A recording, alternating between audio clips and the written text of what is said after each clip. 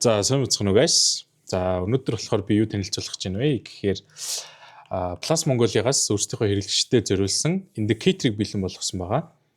Тухайн индикатор trading view дээр Plus Mongolia Forex Pair Trader гэдэг нэртэйгээр ороод тэгээд ашиглагдахад ингээд бэлэн болсон байж байна. За энэ яадаг гэж хэдтэй индикатор ороод ирчвэ гэхээр бидний ямар нэгэн байдлаар commodity болон крипто дээр биш шүү. Яг Forex pair-үүд дээр ялангуяа major pair-үүд дээр ажилладаг. Яг бидний одоо өдөр тутмын арилжаа ихтэй арилжааны шийдвэр гаргахтаа юу хардаг, ямар одоо зүй тогтолцоодыг ажигладаг зэрэг бүх зүйлүүдийг нэгтгэхэд нэг индикатор болгоод бүх одоо ямар нэгэн тийм дэлгэрэнгүй тайлбар гэдэг ч юм уу одоо ханший чинь маш олон зураглал гаргаж ирээд муухай болохгүйгээр яг тэр бүх зураглалуудыг дотор хадгалаад та бүхэнд buy, sell тэгээд win rate тэгээд хизээ гарах, хизээ орох зэрэг тэр цэгүүдийг тодорхой болгож өгдөг тийм индикатор гарч ирсэн байгаа. За. Тэгээд хэдүүлээ дэлгэц рүүгээ хараад үзэх юм бол энэ Forex pair гэдэг нэг юм лист үсгээд энэ ажилуулж одоо тест хийх нэг хэдэн pair-үүд гаргаад ирсэн байна.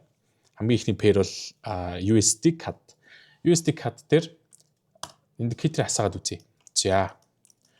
Асаасны дараа биднэрт юу харагдах вэ гэхээр чартн дээр болохоор нэг тийм яг үндсэн чартны чи өнгөнд бол нөлөөлөхгүй, background дээр нөлөөлөхгүй. Гэхдээ background дээр юм ногоон болон саарл цэгүүдийг үүсгэж өгч байгаа. Тухайн цэгүүдийг хараад мөн чартн дээр чинь buy болон sell, sell нь гэхдээ номер 1 бол номер 2 гэдэг тийм юутай байгаа, countтай байгаа. За энийг удахгүй тайлбарлаж өгнө. Тэгээд дахиад өөр юу байгаа вэ гэхээр энэ баруун дээд буланда нийт хэдэн удаагийн арилжаа хийчихв, ямар бүсээс арилжаа хийчихв, тухайн явж байгаа арилжааны маань одоо хүч нь ямар одоо хүчтэй хэр их одоо хэлбэлцэлтэй явж ин зэрэг мэдээллүүдийг баруун дээд буланд байгаа хүснэгт дээр харуулж өгдөг. Зүүн доод буланд байгаа хүснэгтийг харах юм бол манай индикаторыг ашиглах ерөнхий заавар байгаа гэсэн үг. Тэр зааврыг хараад үзэх юм бол buy цэг дээр очиход buy цэг дээр тухайн ханш явж байгаад нэг buy гэдэг тэр цэг гаргаж ирэх үед яах вэ гэхээр тухайн цэгээс buy арилжаа нээх боломжтой, sell байвал sell арилжаа нээх боломжтой. Тэгээд 100% арилжааны сигнал гэж хүлээн авч бас болохгүй. Яадаг вэ гэхээр ерөнхийдөө эндээс sell орох боломжтой, энэ зооноос sell-эх боломжтой гэдэг цэгүүдийг тодорхойлж өгдөг болохоос биш эндээс тийшээ явна, тэнцээ типийг аваад, тэнцээ stop loss-оо тавиад тэдний win rate-тэй байна гэдгийг бол гаргахгүй. Яагаад вэ гэхээр арилжаан дээр мэдээж номер 1 зүйл сэтгэл зүй байдаг. Тэгэхээр сэтгэл тухайн хүн хаана stop loss-оо тавиад, хаана TP-гээ байршуулад, хаана тухайн арилжаа хансан гэж авч үзэх вэ гэдэг нь бол тухайн хүний өөрийнх нь шийдвэр учраас тэр stop loss take profit гэдэг хоёр цэгийг бол индикаторээс full гаргаад авсан байгаа шүү. Манайхан тэрийг ойлгоорой. Тэгээд дахиад ямар time frame-үүд дээр болон юун дээр ашиглал зүүд одоо илүү өндөр магадaltaй байх вэ гэхээр Forex-ийн major pair-үүд дээр 5 минут, 1 цаг, 4 цаг гэдэг 3 time frame дээр ашиглах юм бол яг бидний тестэлж үзснээр win rate хамгийн өндөртэй байгаа. За хэдүүлээ шууд тест рүүгээ яваад орчээ. За хамгийн ихэнд USD CAD хослолт байна. USD CAD хослолт дээр 4 цаг хэдүүлээ 4 цаг 1 цаг 5 минутын чартн дээр авч үзэнэ гэсэн тий. За 4 цаг дээр хараад үзэх юм бол хэдүүлээ зөв back test-ийг л үзчихье дөө ер нь бол. За select bar. За эндээс эхлүүлсэн байна. Тэгээд энийг нэг 3x тахтлах хаа. За тэг явуул үзье. Энд чи buy цэг өгч Jain. Buy цэг. За ийш орж ирлээ. Sell. Доош орж ирлээ. За buy. За энэ ч loss байна тий. Sell. Buy. За энэ ч магадгүй break even аваад break even хийцэн байсан хүн байвал break even аваад зөвхүүлж болно. Эсвэл яг энэ одоо buy гэдэг тухайн энэ юу маань сигнал маань яаж гарч ирж байгаа вэ гэхээр яг энэ зон маань яаж гарч ирж байгаа вэ гэхээр тухайн чарт хаагдахаас өмнө гарч ирж болно. Эсвэл яг хаагдаад одоо чинь 4 цаг дээр тавьсан байгаа тий. Тик 0.1 болоод яг дараагийн чарт дөнгөж нэгтгэхэд энэ чарт маань баталгаажаад яг энэ buy гэдэг одоо хэсэг гарч ирсэн тохиолдолд энэ чартнаас эхлээд buy гэсэн үг. Тэгэхээр одоо яг ингээд харах юм бол зарим айгүй олон индикатор болон айгүй олон тэр техникэл үзүүлэлтүүдээр нэг хоёр суултал аваад байдаг. Юу вэ гэхээр нэг нь ханш аль хэзээ явсны дараа тэр ханшийг явцсан багт нь өмнөх чартан дээр нь харуулад хувираад байдаг. Эсвэл яг ингээд лайв байдгүй те. Яг ингээд тухайн candle арил эдийн хаагдсны дараа эсвэл хаагдсан багт нь яг энэний доороос орсон гэж байгаа юм шиг нэг тийм доор нь гарч ирээд байдаг. Тэгэхээр тийм бол биш. Яг энэ ч buy болон sell гэж харагдаж байгаа энэ зоонууд дээр яаж арилжаанд орох вэ гэхээр жишээ нь энэ ч sell гэд гараад ирсэн байгаа. Энэ ч өөрөө улаан өнгөтэй candle байгаа. Энэ candle-ын дээрээс хизээ sell орсон бэ гэхээр яг энэ live candle үүсээд яг энэчнээс нэгдсэн тий. Эндээс энэ бол унсан байна. Энэ уналтын хугацаанд энд явж яхад нь sell гэж гарч ирж болно. Энд явж яхад нь sell гэж гарч ирж болно. Аль болох энэ одоо ханшийн хөдөлгөөн тухайн time frame дээр хүчтэй хөдөлгөөн байгаа цаашаа явна гэдгээ батлах юм бол дундуур нь гарч ирнэ. Хамгийн worst scenario юу вэ гэхээр хамгийн одоо удаандаа хизээ гарч ирэх вэ гэхээр энэ candle-ийн хаалтын цэг хийгдсэн нөхцөлд энэ sell гэдэг confirmation гарч ирнэ гэсэн үг. Тэгэхээр энэчнээс sell арилжаа нээсэн гэж төсөөлөх юм бол хэдүүлээ эндээс sell орчлоо энэ бүр яг ингээ орой гой барьд юм байна гэж бол бодож болохгүй. Тэгэх юм бол өрөөсгөл шүү. Орой барихгүй ерөнхий чиглэлийг тодорхойлж ерөнхий чиглэлийн дагуу арилжаанд оруулах одоо төвлөрж байгаа гэсэн. Тэгэхээр энэ candle хаагдсан цэг энэ юм чинь энэ sell гэдэг одоо confirmation-ы бидэнд төгсөн хамгийн хоцорч өгсөн сигналаар аваад үзье. Хамгийн хоцорч өгсөн тэр одоо цаг хугацаагаар аваад үзэх юм бол энэ candle-ны хаалтын цэг буюу дараагийн энэ candle-ны нээлтийн цэг гэсэн үг. Тэгэхээр энэчнээс sell арилжаа өгсөн гэсэн үг. Short position. Тэгээ магадгүй энийг харж байгаа та бүхэн за энэ candle-ны нэгдсэн цэг эсвэл өмнөх хэдэн candle-ных нь хамгийн дээр high цэг дээр нь арилжаа яа stop loss-о байршуулад доошо нэгийг харьцах одоо хичдэж үтэй. 1-2 3-тай ч юм уу тийм арилж нэ гэх юм бол тэгэж ажиллахад асуудал болчихж байгаа. Тэгээд бас нэг анхаарах юм нь юу вэ гэхээр win rate асар өндөр байж болно. Эсвэл зарим тохиолдолд дараалсан нэг 3-4 лосыг яах боломжтой. Авах боломжтой. Тэр нь яаж байгаа вэ гэхээр энэ индикатор дээр өөрөө тренд одоо тухайн ханшийн тухайн time frame дээр явж байгаа тухайн ханшийн чиглэлийг тодорхойлох ямар нэгэн функц оруулж өгөөгүй. Тэгэхээр яаж байгаа вэ гэхээр мэдээж ханш одоо энэ ч явж байгаад за дээшээ чиглэлтэй явж байгаад дээшээ чиглэлтэй байхад бид нар яах вэ гэхээр trend is your friend right. Тэгэхээр трендийн дагуу арилжаа хэвчтэй. Buy. Энэ buy арилжаанд орсон бол энэ ч buy гарч ирээгүй тохиолдолд энэ sell-үүдийг тэр бүрчлэн одоо дансныхаа өндөр хувийг эрсдэлд оруулаад ч юм уу энэ чэнэс sell-үүд ороод шаардлага байхгүй. Яг үгээр ерөнхий арилжаа маань ерөнхий ханш маань дээшээ чиглэлтэй байгаа. За энийг хараа явжсэн чинь ханш яасан бэ гэхээр ингэж орж ирээд энэ хаяа эвдэж чадаагүй. Энд ч double top үүсгээд доошоо орж ирээд энэ ч lower үүсгэсэн байна. За тэгээ ингээ ханш энэ ч орж ирээд lower high үүсгэхэд sell орж ирж байна. Тийм байгаа учраас бид нар энэ ч орж ирж байгаа энэ sell-ийг юу гэж авч үзэх вэ гэхээр энэ sell маань одоо чиглэлийн дагуу арилжаанд орж байгаа буюу тухайн ханш маань дээшээ чиглэлтэй байж хагаад буцаад доошоо чиглэлтэй болж орж ирж байгаа. Доошоо чиглэлтэй явах магадлал нь илүү өндөр байгаад байгаа учраас энэ доошоо чиглэлтэй тренд дээр явж байгаа доошоо чиглэлтэй арилжаан дээр аль болох risk reward өндөр байлгах болно гэсэн үг. Магадгүй дараагийн buy цэг гарч ирэх буюу buy сигнал гарч ирэх хүртэл өмнөх sell тэр confirmation дээр явж байгаа арилж байгаа барьж иж болно гэдэг ч юм уу те. Ямар нөхцөлөөр ашигламаар та бүхэн өөрсдөө мэдээд ашиглаж болно. Миний ашигладаг нөхцөл бол энэ sell гарч ирсэн тохиолдолд дандаа чиглэлийн дагуу арилжаа юм. Чиглэлийн дагуу арилжаа хийхдээ өмнөх үүсгэсэн high цэг дээр нь stop loss-ыг байршуулад 1/2 минимум да 1/2.5-аас 1/4-тэй арилжаа хийдэг. Тухайн арилжаа 1/4 хүрээгүй нөхцөлд buy зөрөөд buy гэсэн confirmation гарч ирэх юм бол buy гэсэн confirmation гарч ирсэн candle дээр нь тухайн арилжаагаа хаадаг гэсэн үг. За тэгээ үргэлжлүүлье. За энэ ч buy. Энэ ч sell гарч ирж байгаа. Энэ бас чиглэлийн дагуу арилжаа авчиж байгаа. Тэгэхээр чиглэлийн эсрэг хийгдсэн арилжааны сигналууд ерөнхийдөө яаж байгаа вэ гэхээр энэ confirmation-ууд нь өөрөө нэг 2-3 candle яваал буцаад байгаа. Яаж байгаа вэ гэхээр хэдүүлээ чиглэлийн эсрэг арилжаа хийж байгаа. Чиглэлийн эсрэг арилжаа хийж байгаа учраас чиглэлийн эсрэг орж байгаа тэр confirmation-ууд ч өөрөө зүгээр чиглэлийн үндсэн хөдөлгөөнийхөө засвар хөдөлгөөнүүд болчихж байгаа гэсэн үг. Тэгэнгүүт бид нар яг засвар хөдөлгөөний ёроолыг олоод low цэгийг олоод тэр low цэгээс нь дээшээ асар бага юутагаар risk to reward-тайгаар арилжаа нээж болно. Нэг ярцах нэг байдаг ч юм уу тий болно. Гэхдээ эрсдэл нь үндсэн чиглэлийн хөдөлгөөний дагуу арилжаанд орохоос бага зэрэг өндөр. За sell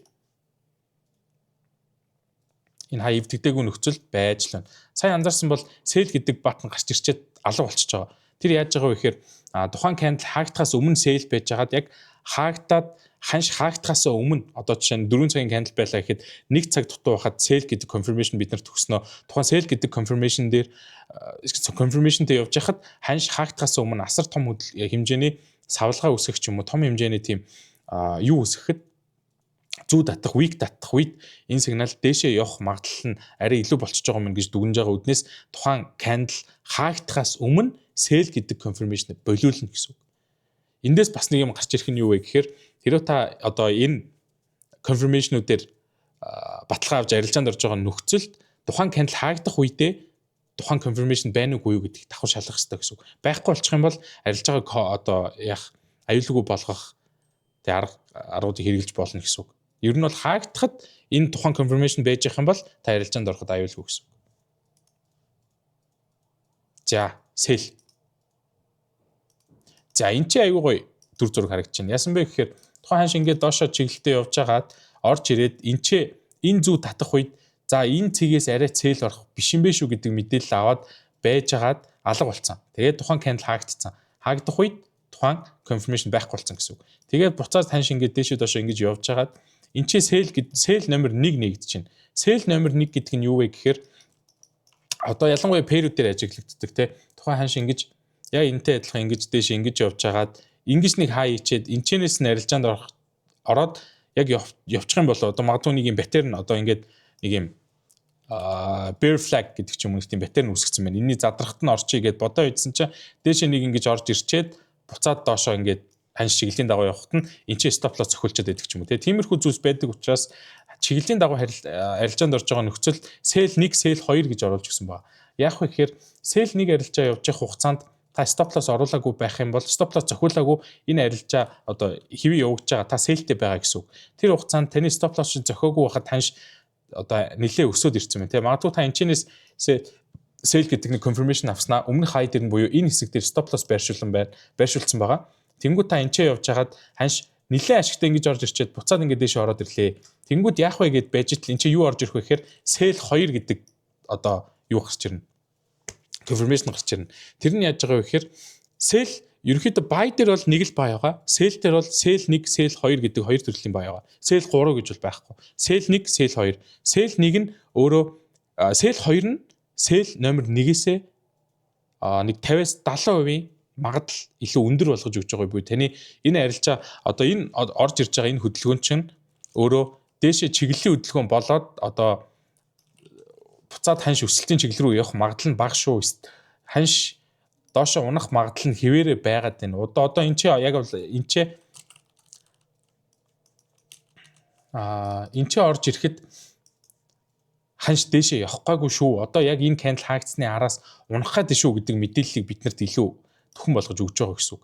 Тийм учраас та арилж байгаа магадгүй ингээ явж байгаа дээшээ орж ирэхэд сандраад энэ ч stop loss зохих гээд байна гэсэн бол sell 2 орж ирэхэд яах вэ гэхээр за энэ sell 2 гэдэг энэ confirmation гарч ирсэн нөхцөл доошоо явах магадлал нь арай өндөр байдаг. Тэгэхээр энийг барьсан илүү зөв зүйтэй байна гэдэг юг бас өөртөө өгөх боломжтой гэсэн үг. Мэдээллийг.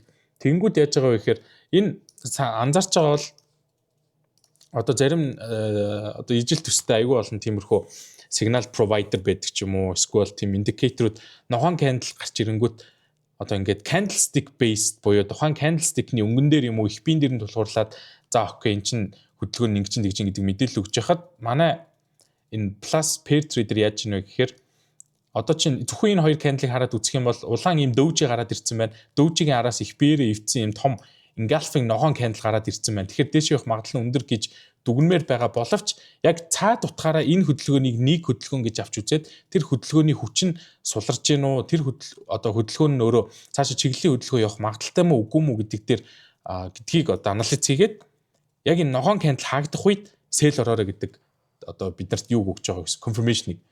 Тэгээд энэчнээс sell орсон нөхцөлд яах вэ гэхээр энэ weekly дээр take profit-тэй тавиад stop loss-ыг тавиад доошоо арилжааг магадгүй энэний low цэг рүү ч юм уу дараагийн buy хүртэл явуулаа гэхэд 4 цаг дээр нэгийг харьцах 10, нэгийг харьцах 13 арвтай. Магадгүй эн чинь гэхдээ хаагдсан нөхцөл гарч ирж байгаа гэхээр энэ хавцаа байх нь илүү амьдрал одоо нийцнэ гэсэн үг тийм. Нэгийг харьцах 11-тэй ч юм уу. Ийм арилжаанууд хийх боломжтой байсан баг нэ.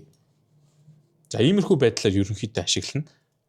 ханшийн чиглэл одоо чинь энийг эвдэж гарч ирээд энэ ханш эндээс buy орсон байлаа гэхэд ингэж явж хагаад энийг эвдээд энэ sell номер 2-ыг эвдээд доошоо орж ирэх нэг жижигхэн юу хийгээд consultation хийгээд тэгээ буцаад дээшээ өсөж бид нар одоо нөгөө чиглэлийн хөдөлгөөн чинь дээшээ болж байгаа юм байна гэдгийг одоо ойлгоно тий.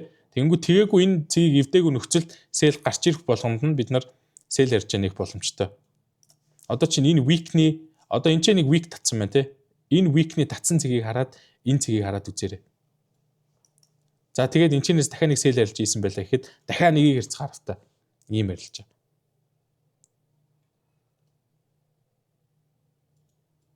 За дахиад энийг эвдээгүй хахад sell ярьж өгсөн байна. Энэ магадгүй явах юм бол бид нар өмнөх явсан одоо хэмжээнүүд аваад үзвэл нэгийг ярьцах арга байгаа шүү дээ. Тэгэхээр нэгийг ярьцах за энэ чинээс жишээ авчи те. Энэ чинээс жишээ аваа. За энийг энэ ч buy гэдэг чинь энэ candle дээр гарч ирсэн байна. Энэ candle дээр гарч ирсэн. Энэ чинь улаан candle байгаа учраас доор хаагдана. Энэ таагдсан гэсэн үг. Тэгэхээр үндсэн нэг хөдөлгөөн бол нэг иймэрхүү хөдөлгөөн бариад байгаа те. Энийг ярихад нэг иймэрхүү.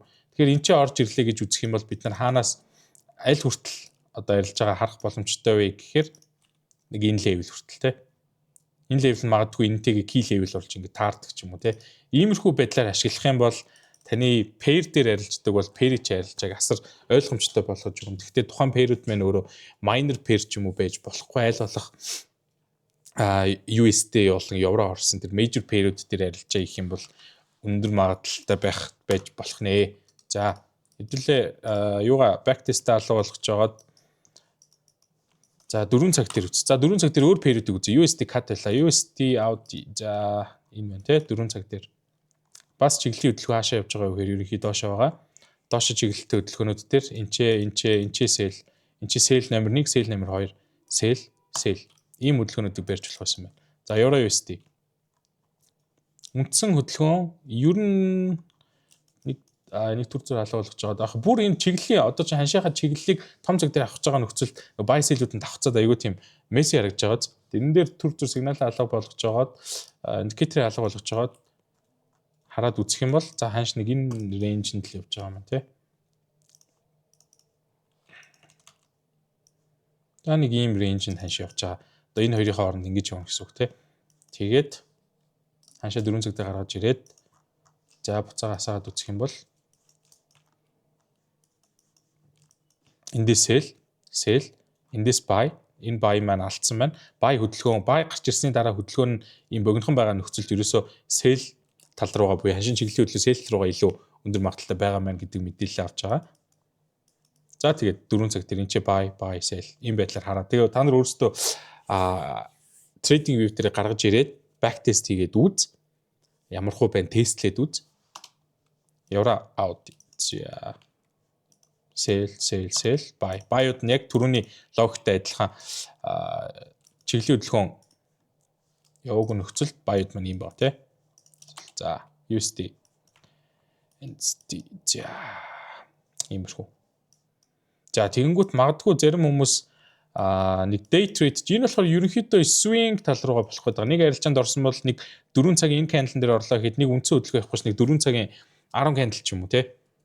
Доорож явчихж байгаа байхгүй. 4 цагийн 10 candle гэдэг чинь 40 цаг гэдэг чинь баг 2 өдөр шахуу. Буюу 2 өдөр арилж байгаа тасралтгүй барих нэ.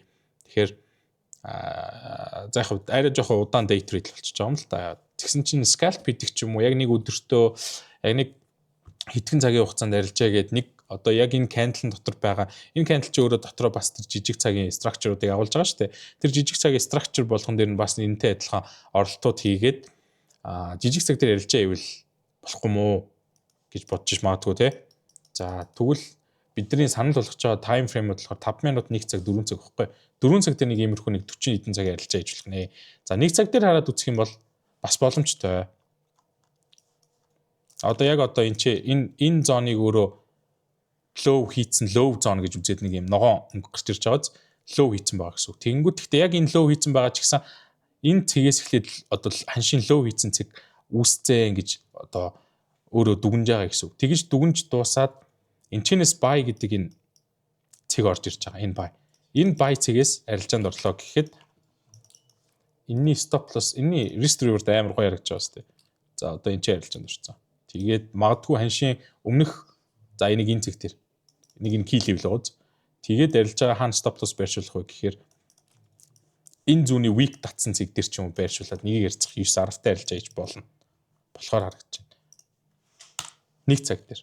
Тэнгүүд нэг цаг дээр одоо яг энэ хөдөлгөөн чи өөрөө 4 цаг ямар хөдөлгөөн бэ гэхээр 4 цагийн том уналтын хөдөлгөөнийхөө нэг жижиг засвар хөдөлгөөн байгаа шүү дээ. А тэгвэл засвар хөдөлгөөн чи өөрөө явахдаа дээшээ ингэж орж ирэхдээ нэг цаг харах юм бол зөрөөд higher high хийдэг те. Жижиг цаг дээр дахиад өөр structure байгаа. Тэр structure чи өөрөө дээшээ байгаа. Тэнгүүд энэ sell арилжаанууд бол асар магадлал нь бага болоод зөрөөд энэ хэсэг ч гэсэн ер нь бол асар одоо юу багтай байна.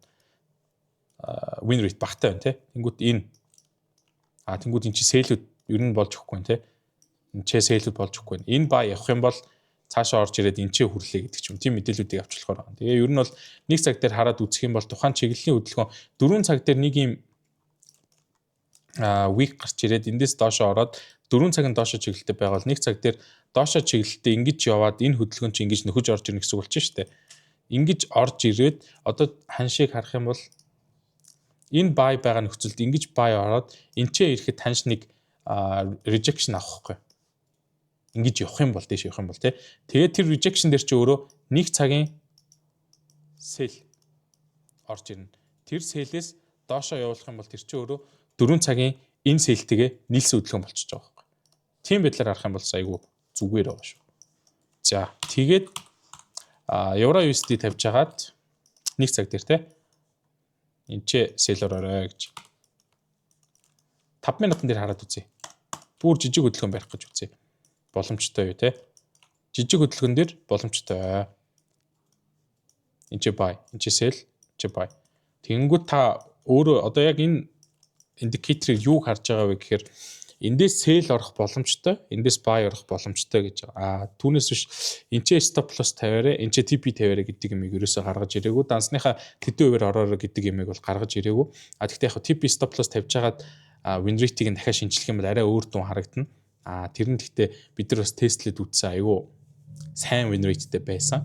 Гэхдээ ямар нэгэн байдлаар тэр хүн одоо бид нар өмнөөс нь TP stop loss тавилаа гэхэд тэр хүний одоо copy trade хийж байгаа юм шиг тэр хүн бидний одоо бүх юмыг шууд take profit stop loss-ыг тавиад бид нар нэг зүү татлан дээр магадгүй нэг 2 pip хэмжүүллээ гэж үзэх тэр хүн дагаад алдахгүй мөнгөө. Тэр чинь айгүй харамсалтай. Тэгэхээр арилжаан дээр хүн болгон confirmation авч болно, хүн болгон арилжааны тэр одоо хүмүүс idea өгч байгаа тэр idea-г хараад арилжаанд орж болно. Гэхдээ хамгийн гол зүйл нь юу гэхээр арилжаанд орж байгаа тэр buy гэдэг button, sell гэдэг button-ыг өөрөө дараад өөрөө take profit, өөрөө stop loss-ыг тавьж байгаа учраас тэрэн дээр beta шийдвэр гаргах нь ер нь бол хамгийн зөв сонголт байдаг. Байсаар жоох болно. Тийм учраас одоо угаасаа та магадгүй манай 4 цагийн тэр провайдерыг 4 цагийн юуг харж байгаа, confirmation-ыг харж байгаа sell арилжаанд ороод магадгүй USD CAD дээр амар арилжаанд ороод дансаа 5 нугалчлаа гэхэд ашигч нь таних. Бид нар танаас бид нар л мөнгө шилжүүлэх шаардахгүй. Алдагдлчин байвал бас алдагдлчин таних. Гэхдээ энэ түүл яаж байгаа вэ гэхээр таны алдагдлыг хамгийн минимум түвшин дээр байлгая. Хэрвээ та pair арилждаг бол гэдэг үндсэн зорилготой. Ашигч максимум, алдагдлч минимум түвшин дээр байлгая гэдэг үндсэн хэдхэн зорилгын дагуу үүсгэсэн тийм индикатор байгаа. За тэгээд тухайн индикаторыг ашиглах зааврыг болохоор манай сошиалын багийнхаа бэлтгэсэн байгаа. Та яах вэ гэхээр энэ бичлэгний доор нэгin тол үлдээч. Нэгin тол үлдээчихгүй тий. Тэгээ нэгin тол үлдээч. Тэгээд бид нар яаж ашиглах вэ зааврыг яаж гаргаж чартан дээр гаргаж ирэх үү гэдэг тэр мэдээллүүдийг танилуу явуулчих. Тэгээд чартан дээр гаргаж ирээ ашиглаад үзээрэй. Энэ бичлэгийг магадгүй та зүгээр скролдож өнгөрөөчөө дахиад нэг юм байсан да орё гэж санаж байгаа бол яах вэ гэхээр зүгээр манай Facebook байгаа, Instagram байгаа, YouTube байгаа хүссэн суугаараа бид нар лөө чат бичиж болно. Тэгээд туршаад үзье. Тэгээд арилжаанд нь амжилт хүсье. Баярлалаа.